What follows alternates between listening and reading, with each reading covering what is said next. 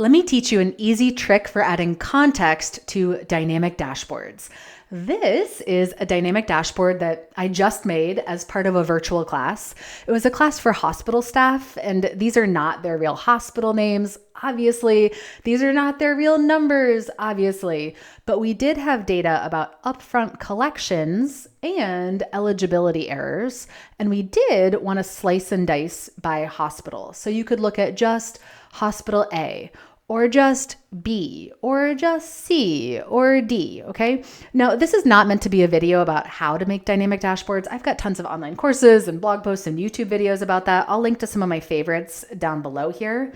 This is a video about adding context because we made this basic mock-up, this kind of skeleton of the draft of it very quickly during the class. And then the woman who had the real version of this data set, she was like, I'm just worried, like sometimes when I share this dashboard, people don't know for upfront collections that higher is better. Or they might guess for eligibility errors that lower is better, but I don't want them to guess. I want them to know right away, higher is better, lower is better. So this is our first draft, not having any context.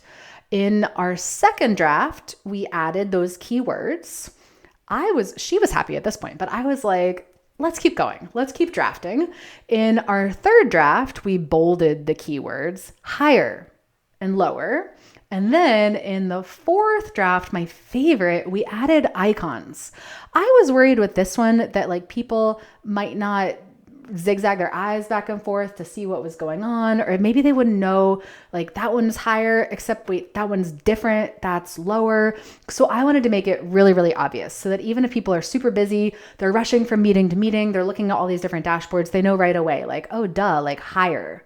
The icon grabs their attention. We've got the consistent brand colors blue, blue, blue here, green, green, green on this side. We've got the text box inside the graph, not up there, so they're not zigging, zagging their eyes all over the screen.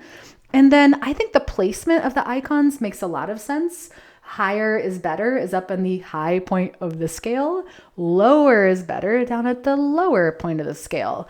And when you click through and explore and interact, the icons and the text boxes stay in place as they should, right? Okay.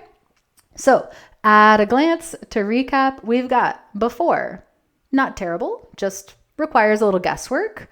With words, with bolding, and my favorite, with icons. If you've got more ideas beyond this, comment down below. Let me know. I'd love to hear from you.